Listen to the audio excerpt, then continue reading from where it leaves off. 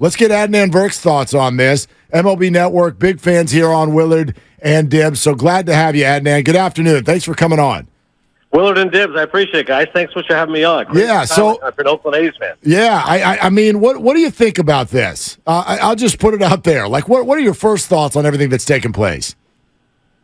Well, my first thought is, growing up, I love those A's teams in the late 80s. The Bash brothers had a Canseco shirt, him and McGuire toe-to-toe. Obviously, Walt Weiss, Carney Lansford. So, I have a lot of fond memories of baseball in the Bay Area and of Oakland and San Francisco, even that World Series in '89, despite the fact it was marred by the earthquake. So, I think my first thought is that I'm just dismayed that it's come to this for baseball in Oakland. The fact that, ownership is unable to find a place in San Jose or Fremont. They can't figure out the stadium. Obviously, the ODOT code needs to be fixed, and now it looks like it's inevitable it's going to Las Vegas. So I think more than anything, fellas, my feeling is just one of sadness. And I know what a great baseball area it's been. I know how great the fan base has been. My friend Matt Vasgersian, big A's fan from the 70s, knows how good those teams are. Ida Blue just passed away. I think about, again, what an era of baseball that was. So more than anything, fellas, I just feel sad. I just wish the A's were still in Oakland. I wish they could make it work.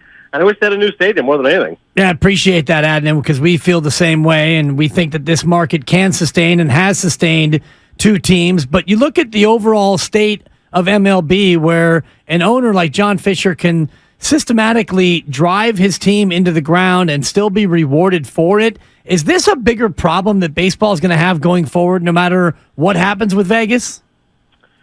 Yeah, it's tricky. It's always a challenge. I always laugh because when people go, well, you can't criticize somebody if you haven't been in their shoes. And I said, well, I guess if that was true, then we literally couldn't criticize anybody. You could never have a malpractice suit. You could never criticize the president. But right. I've never been the owner of a baseball team. But there's certain things that you go, hey, I wish we could figure this out. And to me, the biggest thing I look at is just the stadium. I was like, why couldn't this get done? How much legal red tape was there to fight through? You could just go, hey, you know what? Let's figure this out. I know the territorial rights, obviously, with the Giants are a major issue. But I just wish there could have been a way that we could say, all right, can we find some land where we can build a park and whatever, we'll give the Giants some money, we'll figure this thing out, we can be here. It is sustainable, as you said, that market is such a great baseball area. And we saw that, of course, the Giants World Series runs in 10 and 12 and 14. But, yeah, I think ultimately when you're the owner, you're the one calling the shots. And it's different because sometimes you have these conglomerates, for years with the Red Sox, it was, Tom Werner or whomever. And now it's like, a bunch of nameless faces. You feel like there's more corporations. There's still times you can kind of see a face, like with the Phillies last year. You saw John Middleton everywhere. The CEO, not the owner, but part owner and kind of the guy kind of running things. So it's tricky, It's always easy to criticize players because you can say, I can't believe this guy's making this much. He's dogging it. But with owners, you don't see them, right? It's kind of this entity. It's a little bit more. It's a little more tougher to put a name to the face and kind of where to direct your scorn. But there's no doubt, I get it. If I'm an A's fan, I'm not happy with what's happened to my team and the way it's just been kind of stripped apart. He's got local ties. MLB Network's Adnan Virk with us here on Willard and Dibs, 95.7 The Game. Adnan, it's interesting. I think we fall into that trap of he's the owner, he can do what he wants. And I'm like, well, no, he's one of many. And there's a larger entity here that I think is lesser for having teams go through situations like this to where they're taking it out on their fans. They're not trying to win. I don't understand why other owners and the league as a whole don't have a say here and clap and clamp down on this. I guess my question is, how much of this is on baseball and not just the A's? Yeah, I guess if you look at the situation overall, you kind of say there's plenty of blame to go around as to how did the situation, deteriorate to this extent. I think if you look at any league right now, you'd say, okay, at least one or two teams, you go, well, it hasn't really worked out there, whether it was basketball or hockey or, whatever league. You'd always say there's a couple of markets where it's struggling where we can improve. And certainly in baseball, the two that jump out right away is obviously all the kerfuffle in Oakland, and also it's happened in Tampa. You say, how can this be Team B, bottom 5 in payroll, yet the best team in baseball? They're incredible at home, by the way. The Trop is just, no place that nobody wants to play except for the home team, and yet they can't draw fans on a consistent basis. And I'll ask people, and they'll say, well, there's the bridge. And I'm like, what do you mean? They go, well, it's St. Pete, it's not Tampa. If you know the Florida area, once you go across the bridge, it's tough. There's parking issues, traffic. I go, you're telling me that otherwise they'd be able to draw just because of where the stadium is? Like, it's that simple? I go, yeah, sometimes it is. Look at Atlanta. Their stadium, Turner Stadium, has been around like 20 years, I think. They built a new one. You go, wait, this is kind of sudden. They go, well, Cobb County, that's where more other people are now, et cetera. That's more of their fan base. So there's all these different nuances that go into it. And listen, you saw that with the Warriors. Like, I've been to Warriors games, and I enjoyed it. And I was like, oh, wait till you see the new park. It's going to be, the Chase Arena is going to be in San Francisco. It's much better, not in Oakland anymore. And so it's like, sometimes certain areas can be deemed as unfit, and then all of a sudden Oakland becomes this gentrified place. It's where hipsters are, and things change again. So it's always tricky when you try to navigate a situation in a certain locale, but I always go back to this. What's the history in that place? If there's a rich history, it should be able to succeed. Like the Thrashers in Atlanta didn't work in hockey, and I go, okay, it's just not a hockey hotbed. I get it. But baseball in Oakland has survived and thrived and been very successful for decades. And even up until a few years ago, this is a team that can win 95 games seemingly with this very small payroll. And this is what they do, right? They win 95 games, they strip it down, they get rid of a bunch of guys and redo it again. So I think just more than anything, it's just frustrating. You go, well, how can you be successful as a team? You're clearly efficiently well run by Billy Beane, et cetera, and then ultimately you can't draw fans, you can't get to see them, things aren't going to work out. And ultimately the one that gets burned is the fans, right? Like ultimately you go, if it goes to Vegas in 3 years, I draw the parallel being Canadian, thinking of what happened in Montreal. Like, I saw that unfold and go, they just feel like lame duck fans. Like, why would I go to a game at the Big O in Montreal if my team's going to go to Washington? And that sense of frustration, imminent doom, is awfully tough. And this is just an idea. I'm just thinking out loud. But if they do indeed go to Vegas, like, do we really have to have 3 more years in Oakland? Can't we just find, like, a AAA ballpark in Las Vegas to make this work? Because that's just going to be painful for the fans, seeing the end coming near. No doubt. Adnan Virk with a great point in terms of the lame duck years that are yet to come. But first we have tonight, and something I don't think I've ever seen in pro sports, a reverse boycott. What have you heard about this nationally, and what do you make of this in terms of the national perspective on fans who are determined to show up tonight to show the world that they aren't the problem? Yeah, it's pretty crazy. Like, I always appreciate fans who will take action, right? Like, it's so often in life you can just go, hey, man, I'm frustrated by things, I'm bummed out, and I feel like there's nothing I can do about it. Of course, there's always something you can do about it. You can have your voice heard. And the pessimist and the cynic says, well, what's the difference? What is one night going to do? It's already a fait accompli. Like, why waste your time? Just stay at home, find something else to do. But I appreciate anybody that has a cause. Like, I don't care if it's a cause I agree with. I appreciate anybody that says, you know what? I am going to figure something out. I'm going to have my voice heard. Come hell or high water, this is what I believe is what's fair and what's right and what's just. In this case, I don't think that to be the case. So in terms of a reverse boycott, to have, whatever, it's going to be 25,000 fans showing up for an A's game, it's crazy. Like, I mean, I got the Pollyanna in me says, I wish we could just get 25,000 fans every night and there'd be a great ballpark and we could go from there. But unfortunately, that's not going to be the case. But yeah, on a night like tonight, this will get some buzz. There's no question about it. People are going to talk about it. Certainly the Bay Area where you guys are, and I'm sure on a national level we'll talk about it too, and credit to the fans for just trying to have their voice heard, right? Adnan Virk, MLB Network, is with us. You can catch Adnan and Harold Reynolds on MLB Tonight, first pitch, weekdays at 3 p.m. Pacific. Also, you should check out Adnan's podcast, Cinephile, which is a movie podcast. However, there's a recent controversial statement on that podcast that we will discuss in just a moment. But before we do that, Adnan, let's get a couple thoughts on the Giants from you. And in your mind, is this a realistic destination for Shohei Ohtani or not?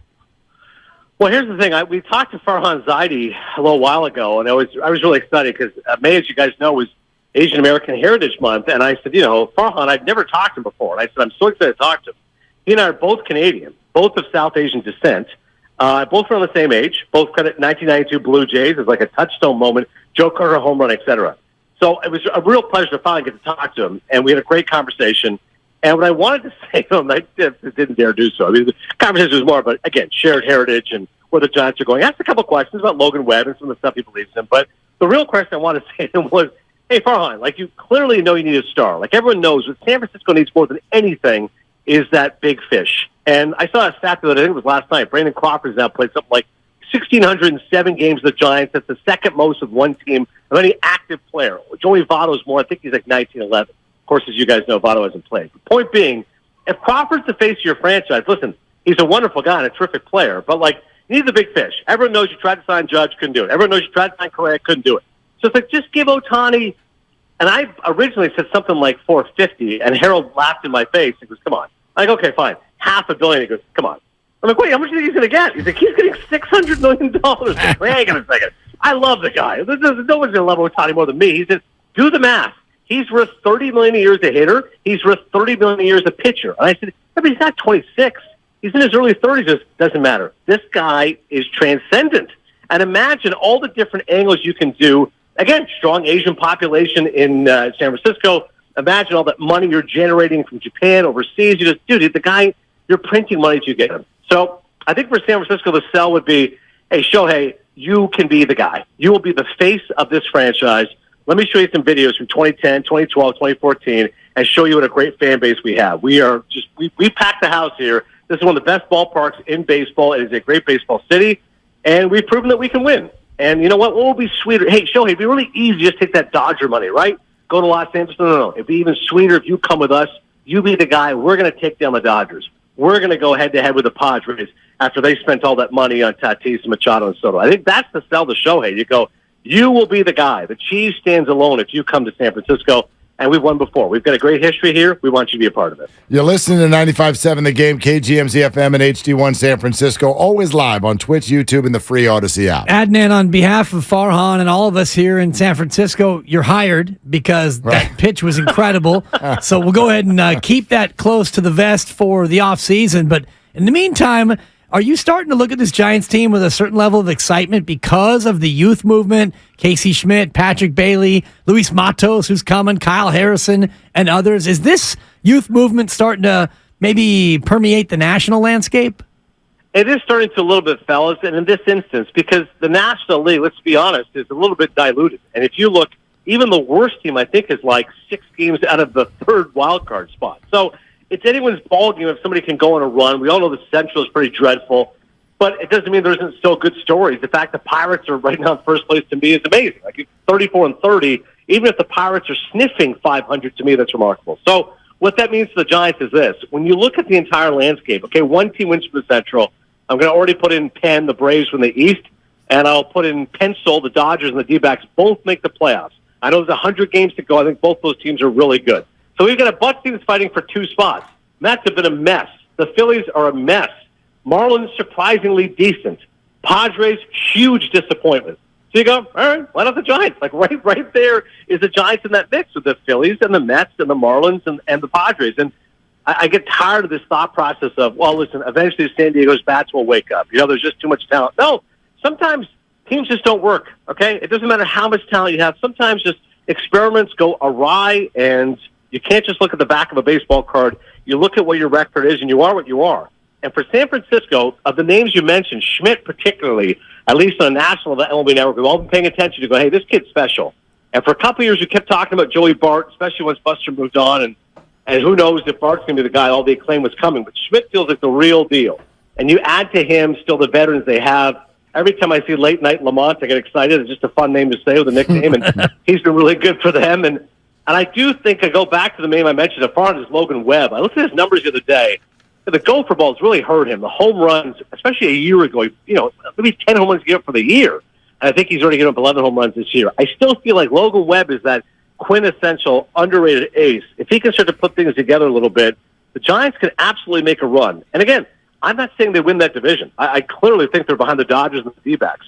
But with that third wild card spot, there's no reason San Francisco can't be an 85-win team and surprise more than a few teams along the way. Adnan Virk, MLB Network. And again, the podcast is Cinephile. The most recent episode is titled, and I want everybody to wait for this now, Adnan prefers middle seats over window seats. What kind of crazy person do we have on our show right now? What the hell is that? I know. It's always a very misleading title from my man, Chris Cole. He does a great job, my producer. But what I said to him was, I always take the aisle seat. But if there's 3 seats and the aisle seat is occupied, I will take the middle seat over the window seat. And he was so aghast by the statement, he immediately made sure that was the title of the podcast. It's very misleading. I suppose already to most that would still be surprising, a middle seat over a window seat in the event of 3 seats. My thought process is this.